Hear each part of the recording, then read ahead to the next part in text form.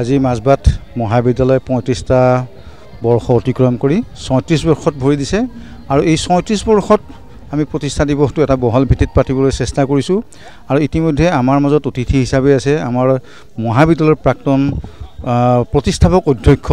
থানেশ্বৰ শৰ্মাদেৱ, প্ৰতিষ্ঠাপক সম্পাদক ধৰ্মেশ্বৰ শৰ্মাদেৱ আৰু লগতে প্ৰতিষ্ঠাপক যিসকল ব্যক্তি আছে সেই আটাইবিলাক ব্যক্তিক আমি ইয়াতে আমন্ত্ৰণ কৰিছোঁ আৰু তেওঁলোকে তেওঁলোকৰ মনৰ ভাৱ অন্তৰংগতাৰে তেওঁলোকে প্ৰকাশ কৰিছে আৰু এটা সমিল মিলৰ মাজেৰে আজি আমি এই দিৱসটো উদযাপন কৰিছোঁ আৰু এই দিৱসত আমাৰ সভাত সভাপতিত্ব কৰিছিল ৫ নং চেৰফাং সমষ্টিৰ মাননীয় পাৰিষদ দীপক মুৰদেৱে আৰু তেখেত আমাৰ পৰিচালনা সমিতিৰ সভাপতিও হয় আৰু তেখেতৰ নেতৃত্বতে এই কাৰ্যখিনি আমি সম্পন্ন কৰিছোঁ আৰু ইতিমধ্যে আমাৰ স্থানীয় ৰাইজে অনুষ্ঠানটিত ভূয়সী প্ৰশংসা কৰা বুলি আমি বিভিন্ন মহলৰ পৰা অনুভৱ কৰিছোঁ আৰু আমিও আশা কৰিম যাতে আমাৰ মহাবিদ্যালয় প্ৰতিষ্ঠাতাৰ লগত জড়িত ব্যক্তিসকলক যাতে আমি উপযুক্ত সন্মান দিব পাৰোঁ আৰু ইতিমধ্যে আমি যিখিনি পাৰোঁ তেওঁলোকক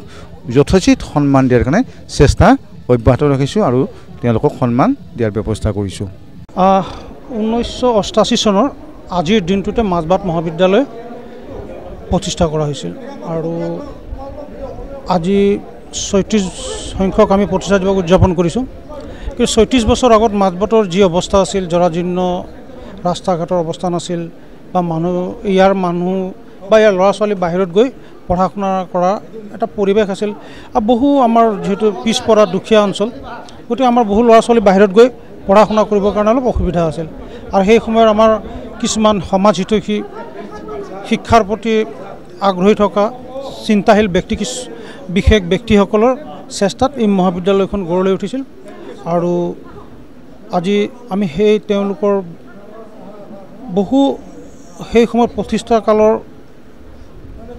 সদস্যগণ বিষয়ববীয়াসকল আজি আমাৰ মাজত নাই। তেওঁলোককো আজি আমি তেওঁলোকৰ পৰিয়ালসকলক মাতি আনি আমি ইয়াত এক